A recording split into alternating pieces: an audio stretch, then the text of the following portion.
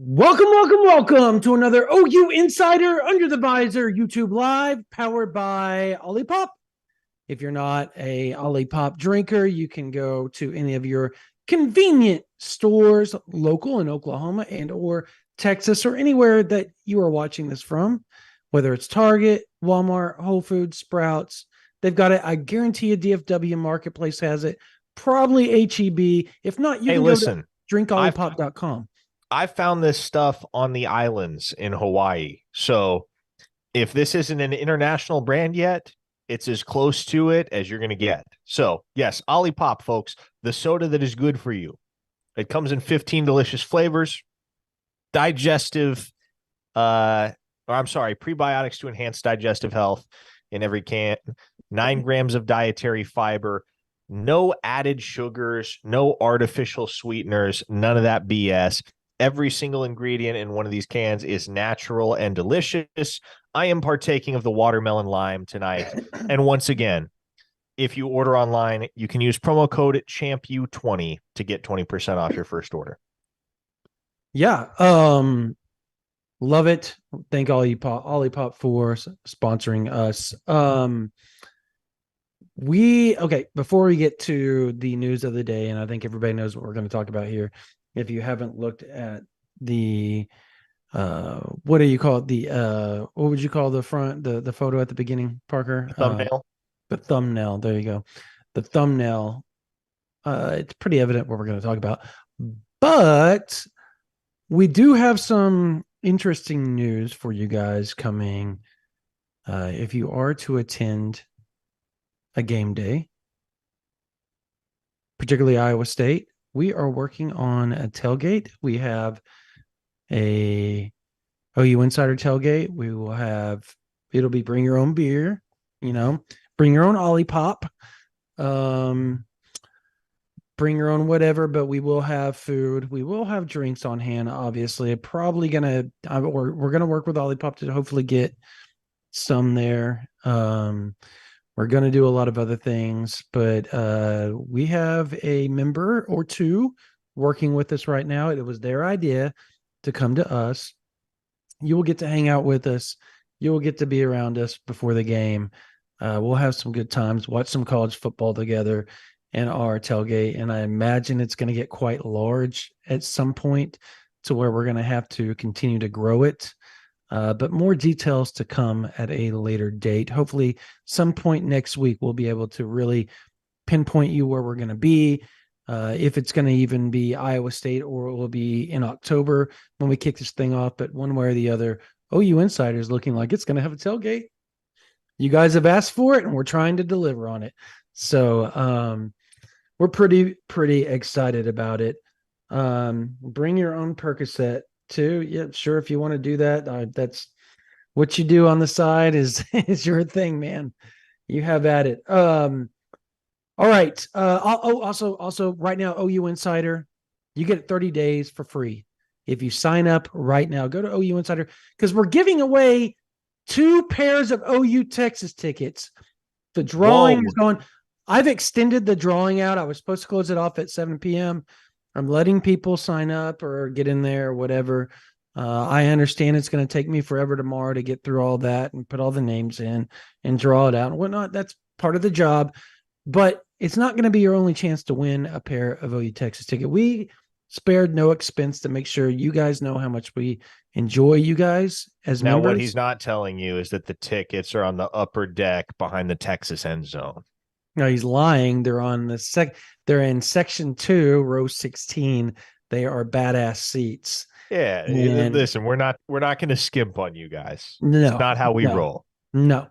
Okay, so tomorrow is the first drawing. I'm going to close this thing out probably about 10 p.m. today. So if you want to go sign up right now. You get OU Insider 30 as the promo code. Get OU Insider for 30 days for free.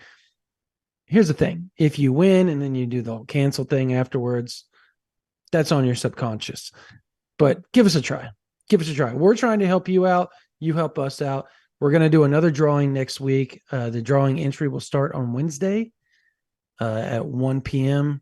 and it will end probably 9. 30 or so right after this is, or 10 o'clock right after this is over as well. And I'll have the drawing on Thursday. So we're giving you some time to set up your logistics if you do win, and so that you can make the game. It's a once in a lifetime experience.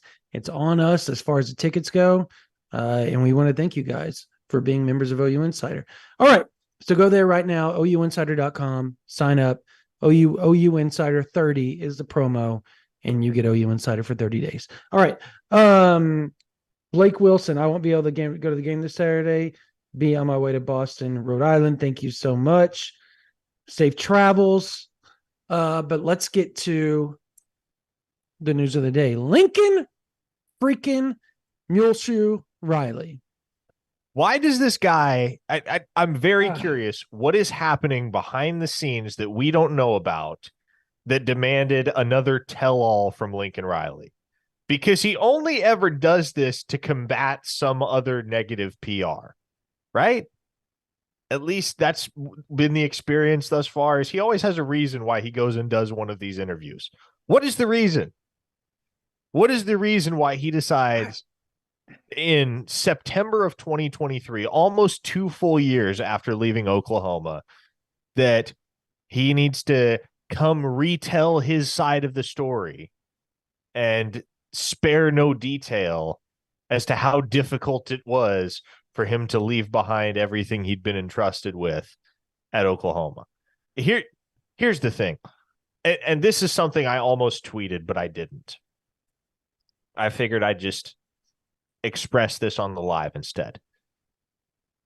I have never seen or heard of a coach this relentlessly defending and explaining away their decision to move from one job to the other.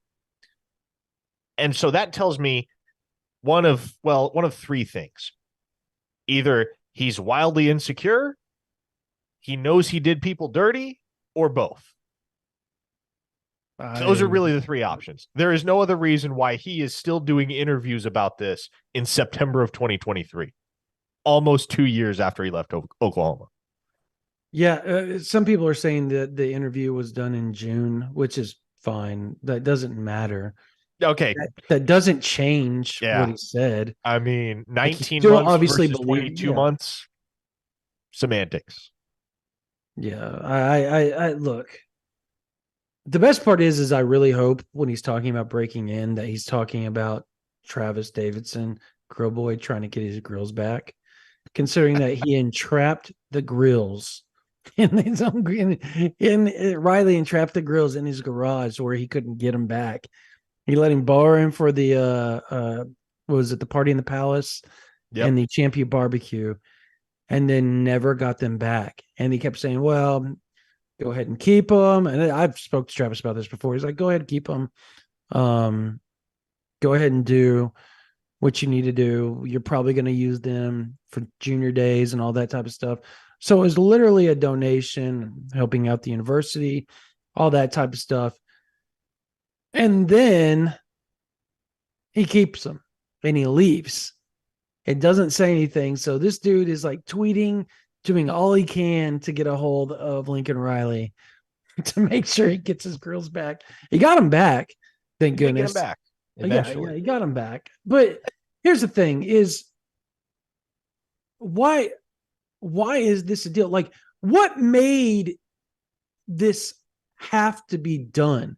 And what was the point? Was the point of, okay, Oklahoma's starting to look good, and I get it. If this was recorded in June, doesn't matter. But in June, they knew Oklahoma was starting to make a surge in the recruiting. They were going head to head. Who were they going up against at that point? They were trying to both get Taylor Tatum. There's a lot of variables here that were going on. I know some people haven't thought about that. There's a lot of variables here. They were going head to head with a couple of recruits. Oklahoma won the majority of them. And it's almost like, okay, I left a place that I said you can't recruit to, and they've done nothing but whoop my ass on the recruiting trail. And I want this clear as day. I still know several of those staffers that were there. And And we should be like, let's just be clear across the board here. We don't have anything against Lincoln No, Riley no, personally. I don't particularly. Honestly, you know what? It's always good to If me. Yeah, you know what? You feel like taking the USC job is what you need to do for your life and your career. That's fine. I don't take issue with that. What many folks have taken issue with is A, how he went about it, understandably so. And Mm. B, why are you still out there spreading blatant lies, which are very easily disproven almost 2 years after you closed the book on the chapter of your life at Oklahoma? Where were the police reports in all this? There were none. If somebody's trying to break into my house, the police are going to be there. I'm just sorry. Particularly, okay, here's the thing. If somebody's going to break into the house that he had in Norman, that was what, $3.5 million or something to that extent, wouldn't there be an elite security system on there that would automatically Well, contact the low police? blow, perhaps, but he's never been keen on defense.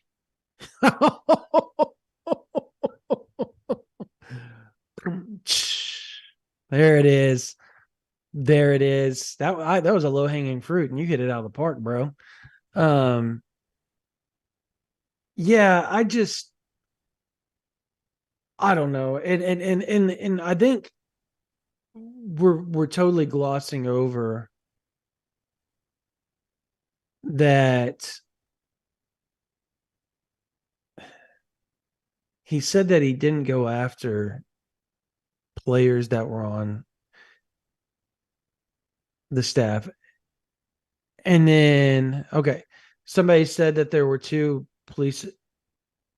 Incident reports. incident reports, but the incident, okay, driving around the neighborhood. And I feel like I read on Twitter where somebody was saying that was them looking for their dog or something like that. I don't know if they were joking. I don't know. And if they weren't, then whatever. Um Parker with the ultimate drum joke. Hey, dad jokes are awesome. You can't don't hate on them. Don't hate on them. Uh Here's the I thing. wasn't sure there for a second. Do I say defense or do I say defense? Because they're I don't know. technically home defense versus defense on the football field. Regardless, defending is not something Lincoln Riley is particularly accustomed to doing. Okay, yeah, there's three. Everybody says, yeah, three tweeted incident reports. Okay, that's completely different than actually, and it's like somebody said, like a Escalade driving around or something like that. That is like you're calling the police, they check on it and they don't find anything. Like Yeah. nothing was broken in, nothing to that extent. And I haven't looked into it. I don't like at the And end of there's the a zillion day, different reasons why the same car might be driving past your house anyway, right? Like, right. trust me, if that's all that it took to call the police and file an incident report, gosh, that would have been a weekly occurrence in my neighborhood growing up. Yeah. I mean, I watch people do random stuff on our street all the time, and we live in a pretty decent neighborhood. It's just I don't know. It's just part of life, part of people doing what they're doing, and chances are 99% that it doesn't revolve around you or your well-being. I'm sorry. That's the way life. That means that he was very, very paranoid at that point, and maybe rightfully so, maybe wrongfully so. And exactly, people are saying incident reports and police reports are different. Correct, they are. That's our point. And maybe wrongfully so rightfully so. I, as far as his paranoia goes, I just don't understand why we're rehashing this nearly 2 years later. What is the point? What ulterior motive do you have to do that? Is this to set up your leave to the NFL potentially when Caleb leaves? Because if I'm him, Like Caleb Williams is that dude. There, you may never have another quarter. I know that was said about Mayfield, Murray, Hurts, and then obviously Rattler, and then Caleb, right? And yeah, eventually it becomes he's always going to have a good quarterback. But you're going into the Big Ten. If he has a really, really good season this year, which they got a really good chance to do so, do you not piggyback that off and try to test the waters in the NFL before you lose being that, you know, the hot guy on the street, if you will? I don't know, man. Like, there are varying theories.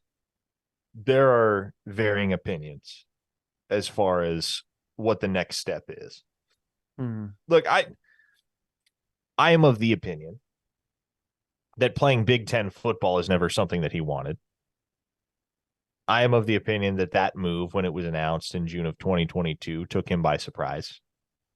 And I didn't figure he was long for USC anyway, but that kind of made me believe all the more, okay, he's not going to be the head coach at the University of Southern California for more than a few years. And I think, and here's the deal. It's almost a win-win going to the NFL. It's almost like you can't lose, because what have coaches from Chip Kelly to Cliff Kingsbury shown time and again as far as making the jump from the collegiate level to the NFL level? Heck, Matt Rule most recently.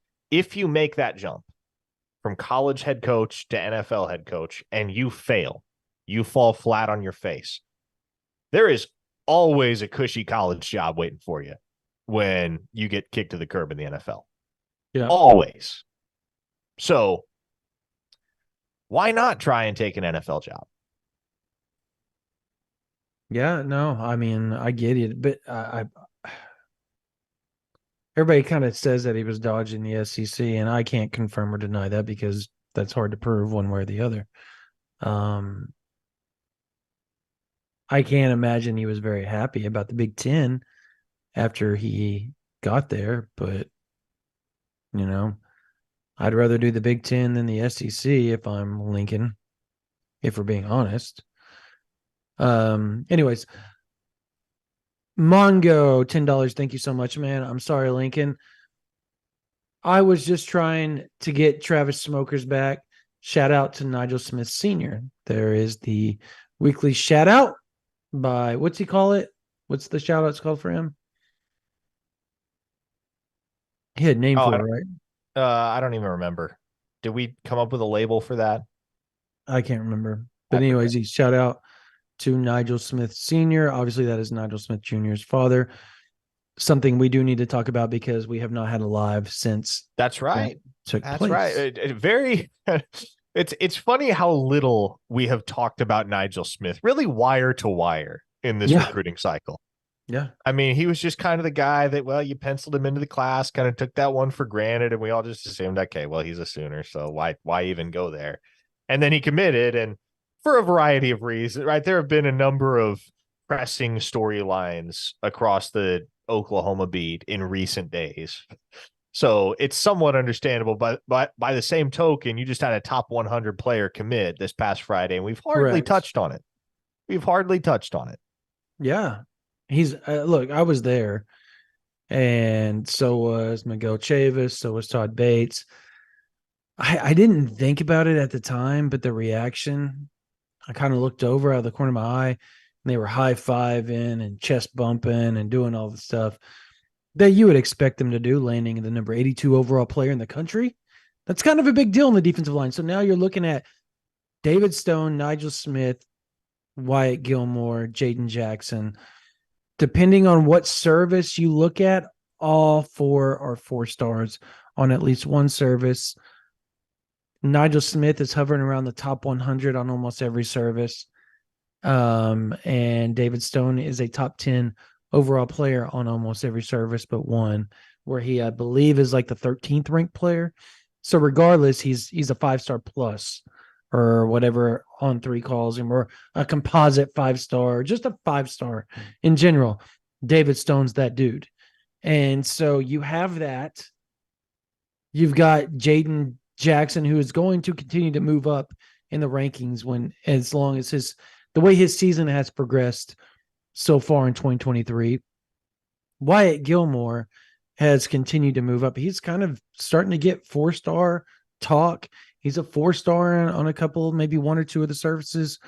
Um, it's becoming more and more evident that Oklahoma may end up with the best class that I can remember since probably 20 2006. What was GK McCoy in 2011? I believe it was Venables last year when Phillips and all those guys came in. They had an elite class that year. DK McCoy was class of 2008. You know what? No, McCoy was a junior in 2000 or redshirt sophomore in 2008. Oh, He you're right. came I'm in thinking of the other 06. guy. I'm thinking of the other 5-star. RJ Washington. RJ Washington was Yeah, class he of was 2008. 2008. Or was he 07 or 8? I can't remember. Regardless, I think we were 08. Yeah, I think you're right. Yeah, they and they've had other 5-stars throughout the years, right? Like they've landed other ones. Um, Jalen Redmond was a 5-star in 24/7. Uh, Essentially, Perrion Winfrey was the #1 overall player in junior college, the top defensive tackle in junior college, and everybody and their dog wanted him. Alabama, everybody, they wanted him bad, and Oklahoma got him. They had a really decent class in 2018. Obviously, with Redmond on paper, it looked great. It just kind of folded as everything went on. Was Benito? Was he 2018 or was he 2019? Benito was class of 2018. So yeah, that Redmond, Benito, that was a decent class, but nothing as deep as this one. Not in a long while. Not in a long while. I think you had Adrian Wilson in 06. Yeah, GK McCoy in 06. Those are two really good ones. I'd have to go back and look at all the names that were on that. But the point being is that this class has a chance to transform Oklahoma's defensive line even more than it has been. To take that next echelon, right? To get to that next point that they need to going into the SEC. And to do that, obviously, you need to land one Danny Okoye, the 4-star defensive end out of Tulsa, Noah, homeschool, the Jaguars. He will be announcing Wednesday of next week on September 20th. I still like Oklahoma. Yes, DeMarcus Granger was a 5-star. I still like Oklahoma a lot. And I know Texas played really well. I think what we're going to have to see is now I'm told that he's likely not going to take the visit this weekend to Texas. So again, I use the word likely to make sure y'all know that I'm not 100% on that. But last I heard, the visit was not taking place this weekend to Austin. However, if that takes place, Parker, Houston, we've got problems. Well, sure. Yeah, I'm pretty confident that visit doesn't happen. Oh, me too. Me too. pretty confident. Yeah, see, and people are asking, is he going to take the visit to Austin? Right now, I'm told that's probably not going to happen. But Okoye is a different dude. And I always, every time I talk to him, I come away going, okay, he's a tad bit different. Just got to take what he says and try to sift through some things because he likes to joke around and twist words and do all that type of. And he's not trying to be malicious with it. He's just a jokester. He likes to mess with people. That's who he is with his personality. But at the end of the day, he really fits Oklahoma. His trainer is none other than Chris Chief Littlehead. And obviously, he also trains David Stone. So when you combine all that together, you've got a chance to make this work in Oklahoma's favor, amongst other things. Parker, Oklahoma does play Tulsa this weekend. There is a football game that's going to There take is a place. football game. That is true. Yeah. It's not a football game that I'm convinced is going to yield any meaningful answers about what type of team Oklahoma is in 2023. Like this feels a lot closer to Arkansas State than SMU. Is that inaccurate? No, I think it's going to get Well, ugly. and exactly. Look, let me put it to you this way. One of the guys that Oklahoma processed out last spring as a fifth-year senior is now starting for Tulsa at right tackle, Daryl Simpson. Y'all remember him. So that illustrates how much of a discrepancy in sheer talent there is between these two programs. So I probably won't be 73-0, but also probably won't be 28-11. Not No anywhere doubt. close. No. It'll be closer to 73-0 than 28-11. That much I can tell you. Yes. Yes. I'm trying to listen to you and read the chat at the same time. I keep seeing Texas has the vibe or whatever right now. If he goes there, he's going to follow the vibe, talking about Okoye and all that type of stuff. Yeah, interesting. Yeah.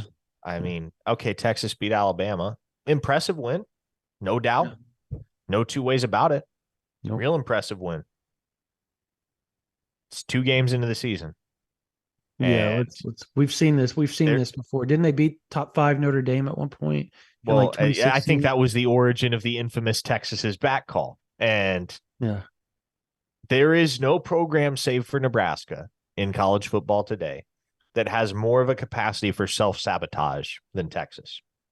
So I'm not saying the wheels are going to fall off, but we've been down this road enough times not to get out ahead of our skis with Texas football.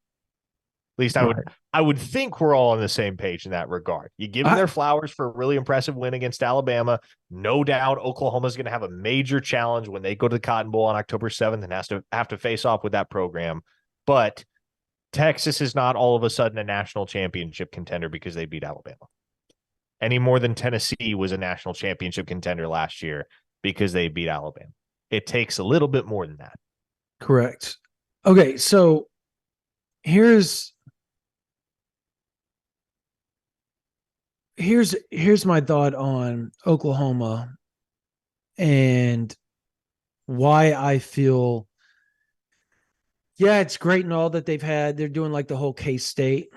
Yeah, and I know it was a byproduct of the SEC saying Georgia and Oklahoma can't do their home and home, right? Like because they're starting it this year. Texas and Alabama started theirs last year, so that therefore they let them finish it. I do think playing SMU and playing at Cincinnati is going to be better preparation than what people give it credit for. Because I do think Cincinnati's a decent team. Now, watch they'll go out and lose or something this weekend. I don't know. I can't remember who they're playing, but they've looked pretty good. They went to Pitt and beat Pitt last week, right? That's an impressive win. Anyway, you shake it out going to Pitt. That's not, I mean, Clemson struggled there, and obviously Clemson lost to Duke. But we're talking about previous Clemson teams has struggled there under Brent Venables and his defense and all that type of stuff. So I think the fact that they're going to have what it's called Big 12 homecoming that's what's going on, where like there's a big carnival at Cincinnati and they're doing all this fan appreciation stuff and getting all of this stuff done to where they're trying to drive up the atmosphere at these home games for some of these Big 12 teams. And I think going into that, being that it's Oklahoma going to Cincinnati, you're going to see a packed house. It's going to be a ruckus environment. It is Oklahoma. I think the one thing Oklahoma has going for it is that they're playing him at 11 a.m.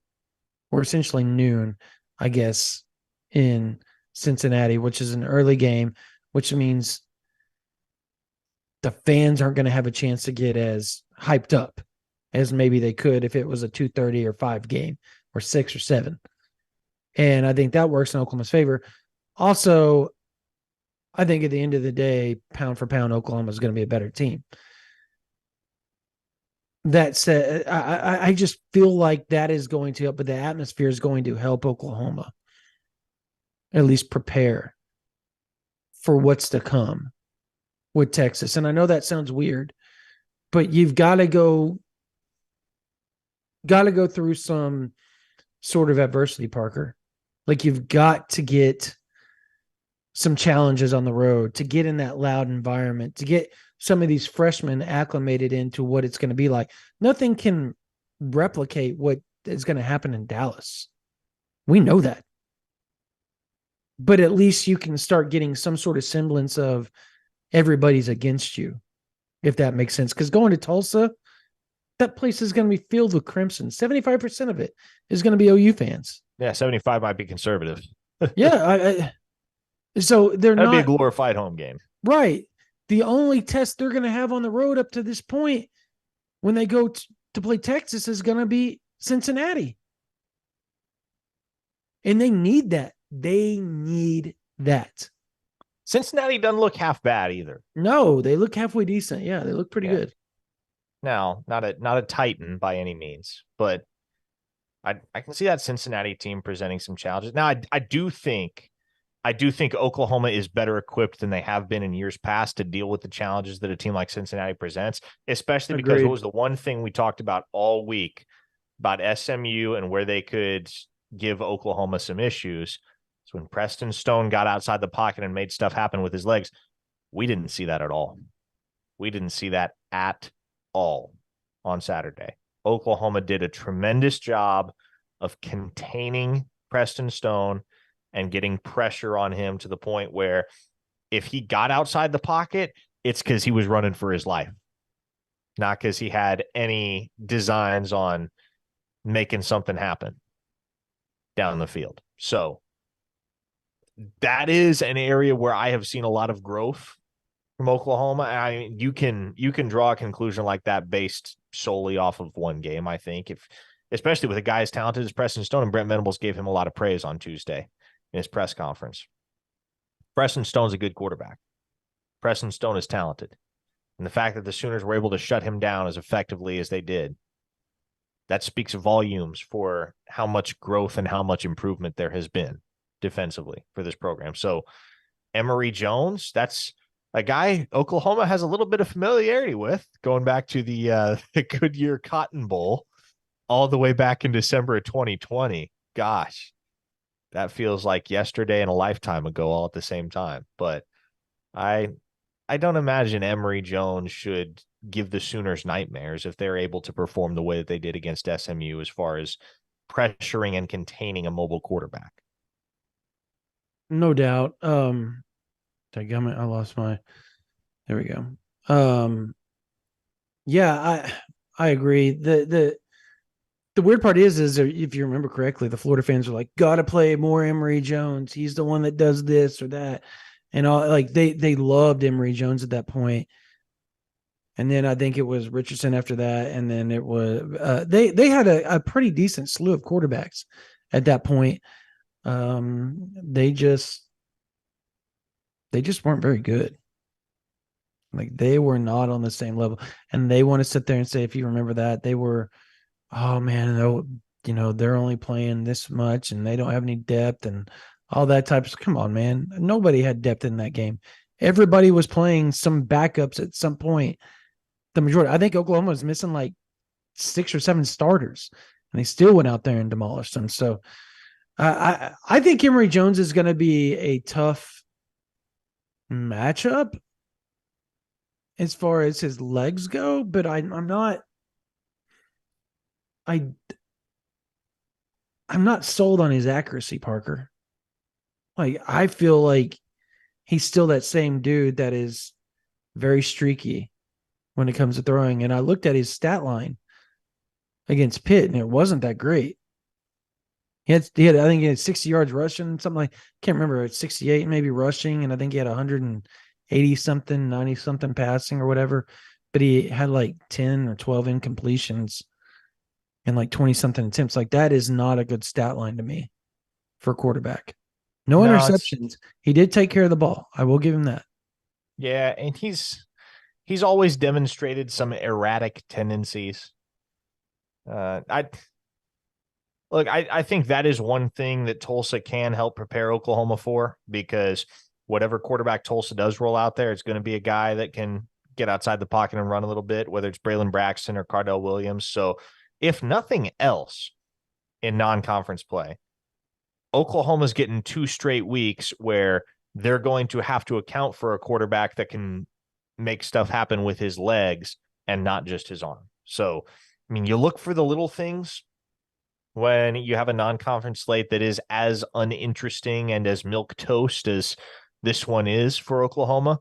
Mm-hmm. The little things, though, the little things matter. Every little thing matters.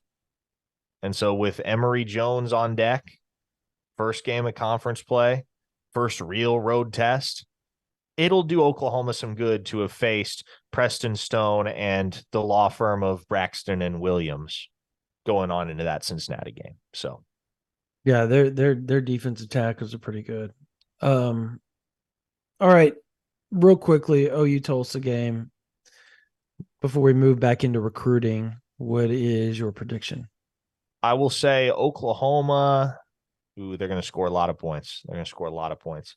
I'll say Oklahoma 62, Tulsa 17. That's my prediction. 62-17. They get 17 points on this defense. I do. I think I think they piece together 3 scoring drives, if only because they're going to have so many possessions. Because Oklahoma will have so many possessions because they'll be going up and down the field. So scoring virtually at will. That's my expectation. I kind of think that they'll test Oklahoma's defense a little bit just because obviously Kevin Wilson knows Brent Venables' defense. Yes. He went up against it for 5 years. He knows his tendencies. He knows his calls, for lack of a better term. Man, the score. I do think you're going to see more Gavin Sawchuk than you've seen all season. He's finally healthy. We talked about it on the post-game podcast where I came out and said literally right after the game, I made some calls and I was like, what's the deal with him only getting 2 reps? And then I came out on the podcast and said, look, they're going to get him more contact in practice this week. If he can hold up through that, they're going to get him way more touches. Same thing with Barnes. And that's been kind of the issue is they want them to have more contact before they throw him out in games. And so I think you're going to see more Barnes. I think you're going to see more Sawchuk this week. I don't know how that will work in, whether it will be in major time in the first, second quarters, or if they wait till the third, fourth quarter to roll them out. I don't know how that's going to work. One way or the other, you're going to see that.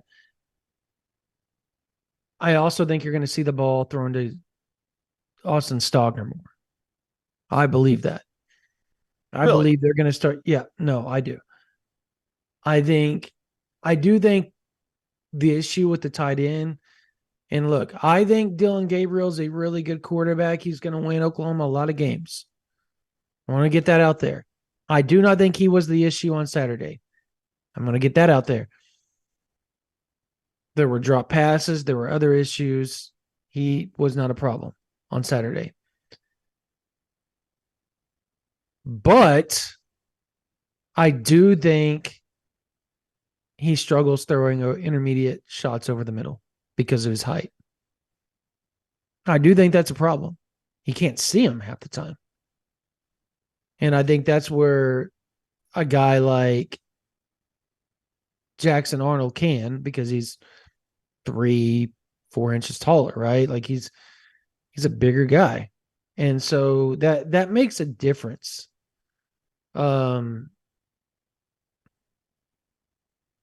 Yeah, I get it. People are like, oh, he's 6'6". How can you not throw? No, I get it. They've got to find a way to get him the ball. I do think they're going to. And they've got to. You've got to make the defense account for the tight end some way, somehow. You have to. All that said, I think, just like you said, Parker, I think it's going to be 56 56-10 is going to be my score. Okay. 56-10. I just can't see them scoring more than SMU for some odd reason. Man, if they pitched another shutout though, could you imagine? Could you imagine?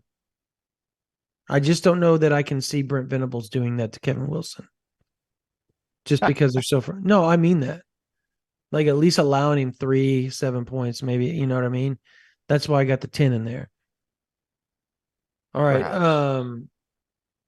And no, I nobody's saying okay, I do think Jackson Arnold's going to be a better quarterback. He might be a better quarterback, but he doesn't know the system the way that DG does. And I get what everybody's saying.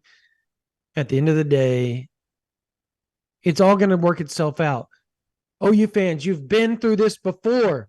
We've seen this play out before. We've When seen you a have Heisman leader come into when you the have yeah. a more talented backup, albeit an inexperienced one, on the bench, if there comes a time where it makes logical sense to give that guy a legit shot, that guy is gonna get a legit shot, because you know what football coaches are out to do? Win games. You know what they're generally going to do? Whatever it takes to win games, because that's their livelihood. It's their necks, right? It's their reputation if you lose and you don't win. So Yeah. if the time comes for Jackson Arnold to get a shot in 2023 for one reason or another, he's going to get one. Until then, he's got to trust that these coaches have their heads screwed on straight, and that Dylan Gabriel is actually the guy that, as the starter, gives you the best chance to win games right now. Yeah. Hey, real quick, people are like Stogner's bad and all this stuff. Look, I'm not, no, whoa, whoa, whoa. Brandon is not saying Jackson Arnold will start at the end of the year. I'm just saying you've seen this play out. I'm not making any predictions. I'm just saying we've seen this play out before. If something happens, you've got a really good backup, maybe the best backup in the country, arguably. With the Stogner stuff, real quick, everybody's like, "Oh, some people are like he's bad." Blah blah. He hasn't gotten a ball. He's got one pass thrown to him all season. One. He may be one of the best blocking tight ends in college football. Like, he's done an amazing job. Everything that I've been told, he's been grading out substantially higher than almost everybody else as far as blocking goes. So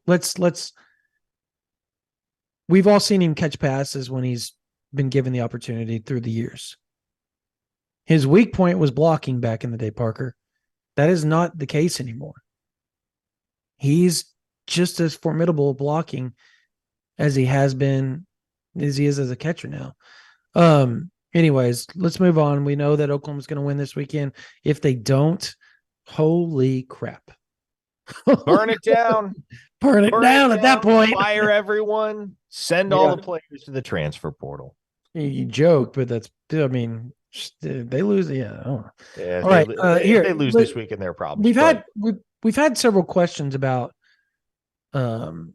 bricks. Shockingly, right? I don't know when this ends. I really don't have a clue. I really, honest to God, do not have a clue at this point what the timeline looks like. Because, and I'll go back to it, I know it's what people don't want to hear. Kid doesn't know where he wants to go play ball. And look, when he does know, that's a decision that is going to be announced very quickly without a whole lot of fanfare. He is not one for pomp and circumstance. We've been down that road. But he doesn't know right now. He's got 3 options that he continues to tout publicly as contenders. Some of the stuff I've been told behind the scenes, as I have reported, has led me to believe that this is more of an OU Nebraska battle than an OU Nebraska Kansas State battle.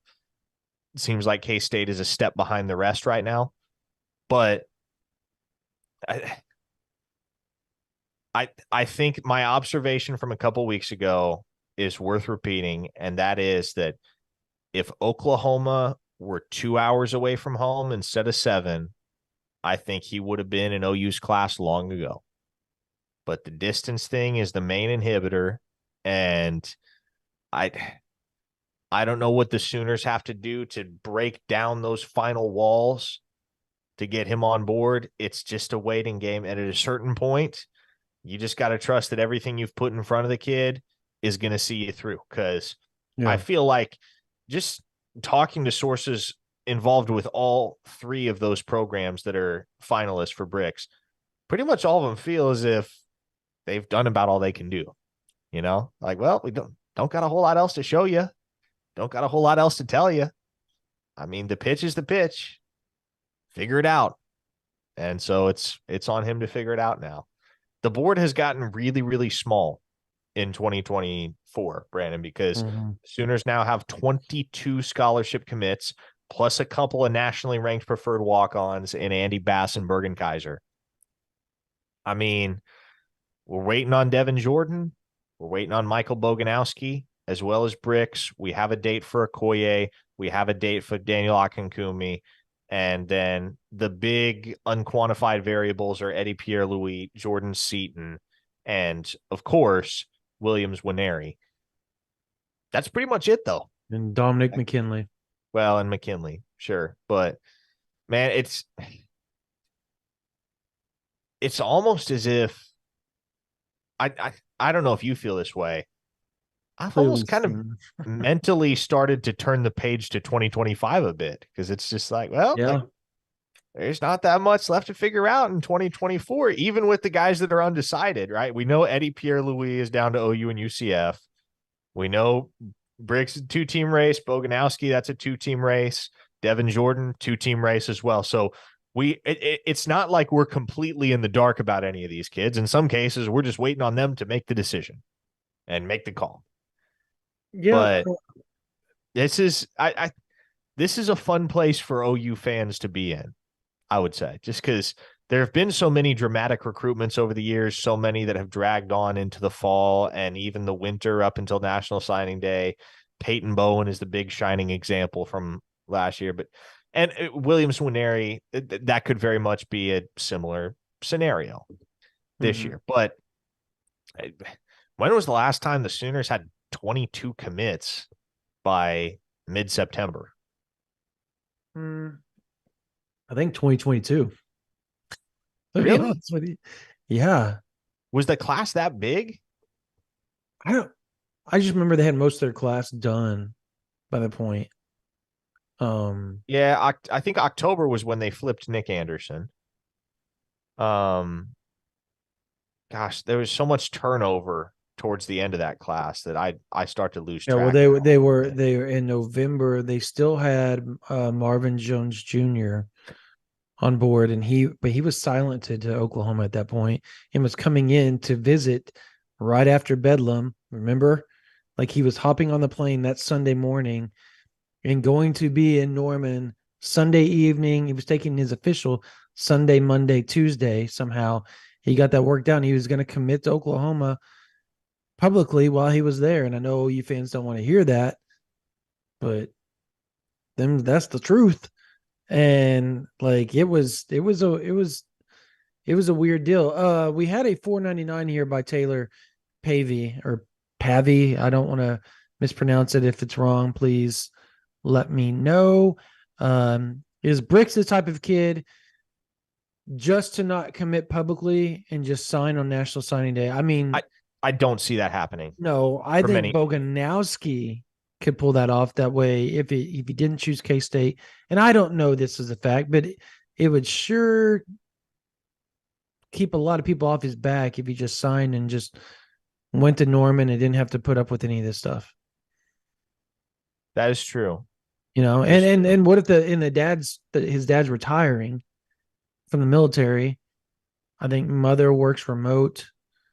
So if they did choose Oklahoma, Boganowski, I don't know that they would have to necessarily stay in Junction City. They can move wherever he goes to school potentially. So yeah. I think there's a lot of variables at play there in that recruitment. Sure.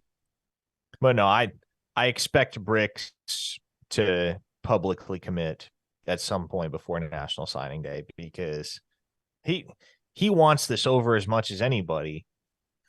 The the You other just half of can't it say though is like no. he is not going to commit until he is 100% sure of his decision, and he just hasn't got there yet. But Mm-hmm. no, he's wanted this done for a while.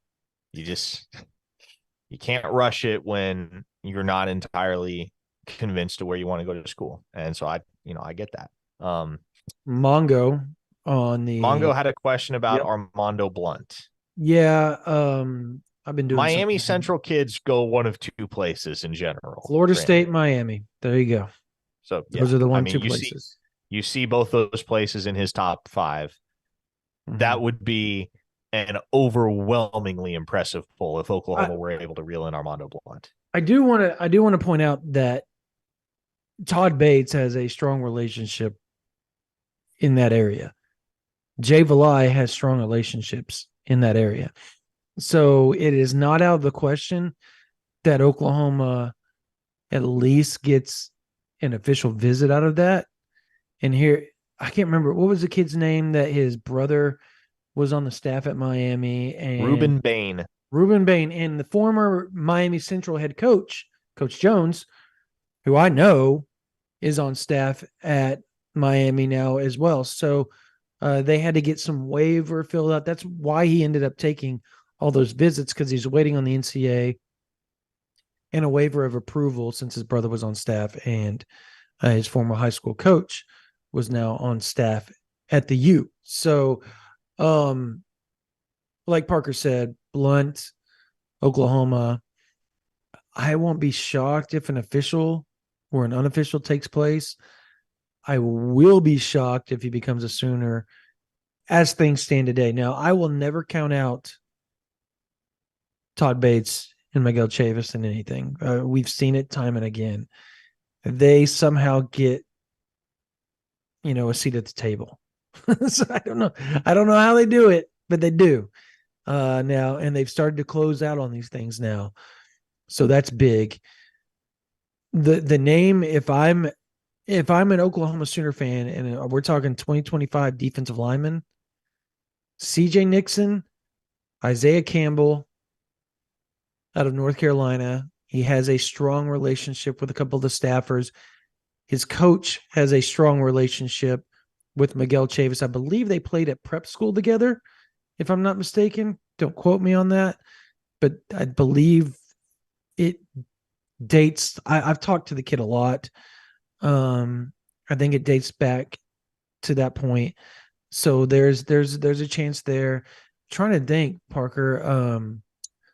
They just offered the kid from Lufkin that Oklahoma, I think, will have a decent shot at. I think TCU will also be a strong player there. Obviously, their defensive line coach played at Lufkin. Ah, man, I just forgot the kid's name, but yeah, I'm trying to remember all these kids' name. Landon Rink, he's a Texas legacy, but he's been to Oklahoma like 4 times. He's shown a And lot of interest in OU. he's shown a ton of interest. So, yeah, I don't know, man. Like, I think at the end of the day, I think Oklahoma's class in 24 is going to be what sets the tone. I think in 25 they're gonna be probably a little bit more picky about who they take. Because they As far as can be at that they point. can be at that point, exactly, and then they can go nitpick in the portal. I was talking to somebody, Parker, the other day, and they literally told me they are probably going to take a D lineman and a DN in the portal no matter what, one at each. And they both need to have at least 1 or 2 years left to go. And generally, they said that they expect there to be some sort of decent name or two to pop in. Now, I don't know who they were hinting at. I don't. I wish I did. But they said there should be some names coming in. They expect some people to pop in the portal that they've kind of had their eye on. as far as, they basically All said that right. Sounds like Brandon's Hinton and DJ Hicks hitting the portal. no, no, no, no, no, no, no, no, no. I'm not going there at all. DJ Hicks Don't and don't you Gabriel don't you Brownlow Dindy. dare put that juju on me, man. Sooners in 2024. Yeah, there we go. No, they basically alluded to that. I guess there's buzz behind the scenes with several, and I don't know who it is. I wish I did, Gummit, but I guess there's buzz across the college football world that there's certain guys that may be hitting the portal that they already kind of know or kind of got a feel that there is. So we'll see. I think that would be pretty interesting, nonetheless. And no, Ronnie, it's not David Hicks. Thank you, Parker, on that one for putting that out there. I do not know. No, I don't know if it's by Joe. I talked to people around by Joe Parker today and Yeah. yesterday, And and I still don't get the sense that he's leaning towards leaving just yet. yeah, it I is don't. it's it's gonna be harder for him to stick around. I think if there is the turnover on that staff that we expect and they continue to keep him on the shelf. But even so, like like there was that conversation going on a board thread over at ouinsider.com. Well, if By Job hits the portal, is he come back to Oklahoma? And well, like yeah, I think that would be a strong possibility, but the natural prerequisite is he has to hit the portal first. Mhm. And that is a conversation that is at least 2.5, 3 months down the road. And Exactly. not a given by any means. Dude, the chat is literally, they literally believe that I know. I don't know. I wish I did. I put my hand on the Bible. I do not like swearing on it, but I'll tell you, I don't know. I don't know. They they left me in limbo wondering who the hell they were talking about. And so I wish I did. Like, I promise you, if I did, I would throw hints out there to you guys. But I don't know. And I'm just repeating what I was told. Um, Joseph White. He's probably still in the portal somewhere. I think he is. He let a girlfriend totally ruin his career. All right, man, Clayton Smith. I don't know how is he doing at Arizona State. Does anybody know? I couldn't tell you. I couldn't tell you. Noah Arinze landed down at New Mexico State. I know that A good much. place for him. Yeah. That's a good place. I guess Parker, before we close this thing out, where are you going this weekend? I'm still trying to decide where I'm going to go because you took the place I was going to go. Oh, Wagner.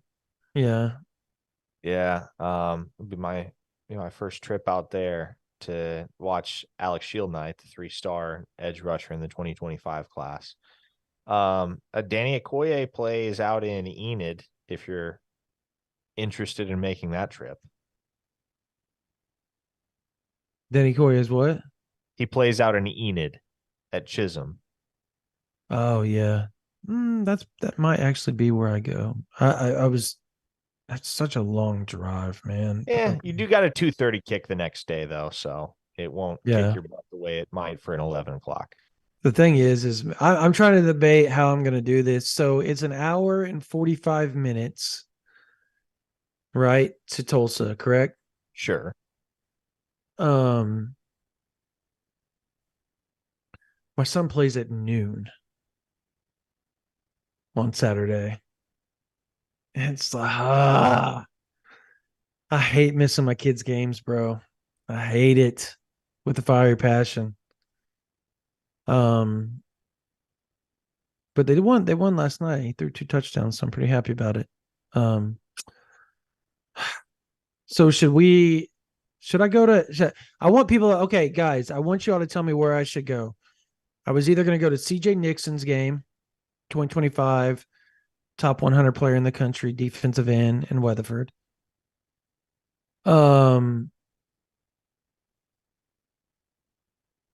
I have a Koye and Enid, where I was going to go to Chakota and watch Ooh, that's what you should do. Elijah That's what you should Thomas do. Yeah. Because play you follow.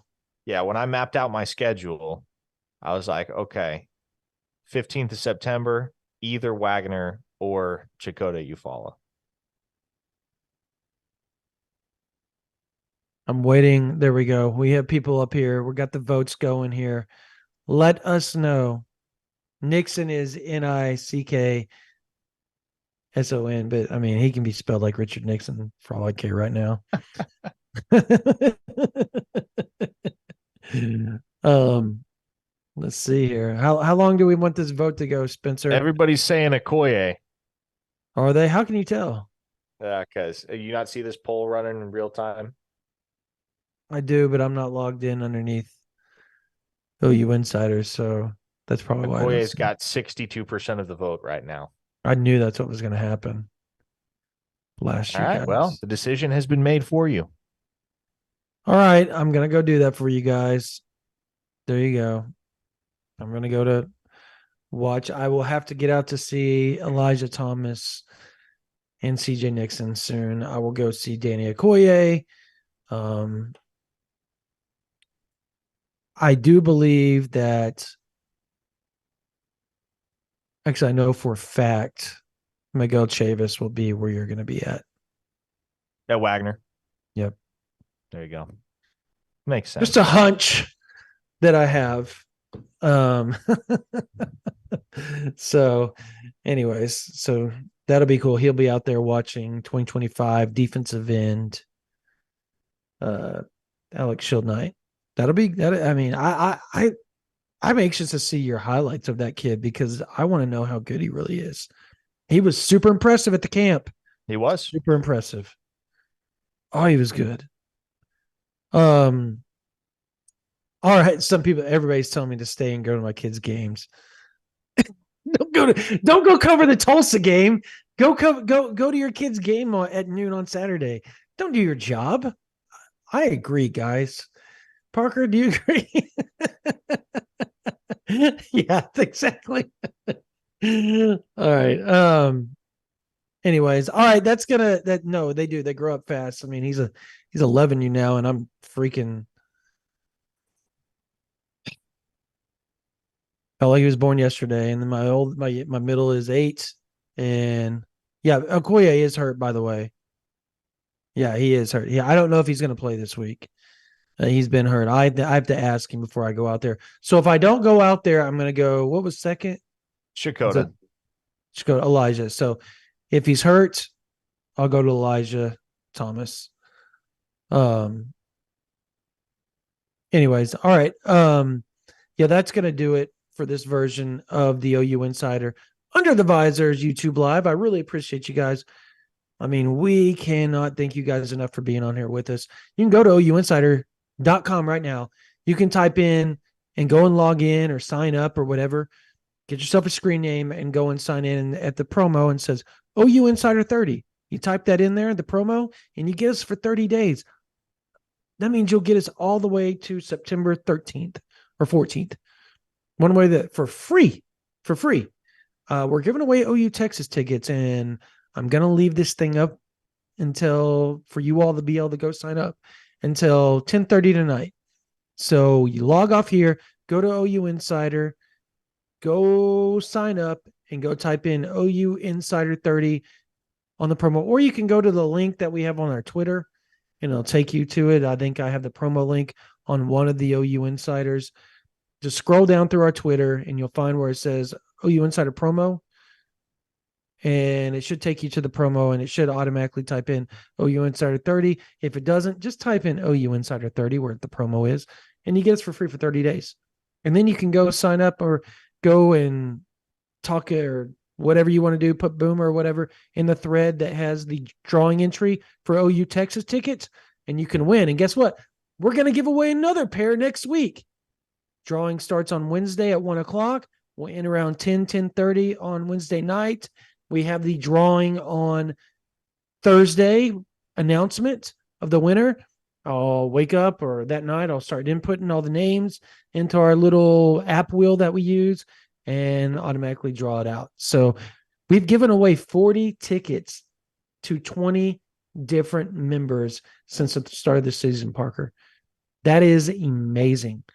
giveaways. And I think on Thursday, I may go buy 2 pairs of OU Tulsa tickets and let you guys enter to win that as well. So grand total, that would put us at 46 tickets and 23 members in 3 weeks. Also, Amazing. Also, new episode of the Oklahoma Drill with Jesse and Yes, Brian out tomorrow, wherever you get your podcasts or on this YouTube channel. Give those guys a watch and or a listen. They are phenomenal. They have they're my really stamp of good. approval. That is all. They're really good. Parker's been on it already. I'll be on one with them here pretty soon. Uh, to make sure you guys understand, they are affiliated with OU Insider 100%. They are guys, there are football, there are team guys. So thank you guys for watching and listening to that as well. All right. Subscribe to this channel, OU Insider, if you want to do the Oklahoma Drill, if you want to watch more of us, because we're going to be recording our pregame podcast tomorrow morning. Travis Davison, Parker Thune, myself. We'll start recording at about 9:30 in the morning, 10 a.m., and we'll have it up for you guys Friday morning for your listening pleasure and your watching pleasure, one way or the other. That way you guys are able to listen to it from Friday all the way to kickoff on Saturday. We're going to break down the game in its entirety, OU Tulsa, talk a little bit of recruiting, our travels, all that type of stuff. Maybe something's changed. Maybe it hasn't in the last 12, 13 hours. We'll see. Nonetheless, you get more OU football talk. And the only way to do that is subscribe here, subscribe to our channel, or go to ouinsider.com and subscribe to that as well. All right. Thank you guys so much for being on here. We really do appreciate it. We're super blessed to be able to do this for our job, and it's all because of you. For Parker Thune, for Spencer Forsythe, my name is Brandon Drum. You guys have a blessed night.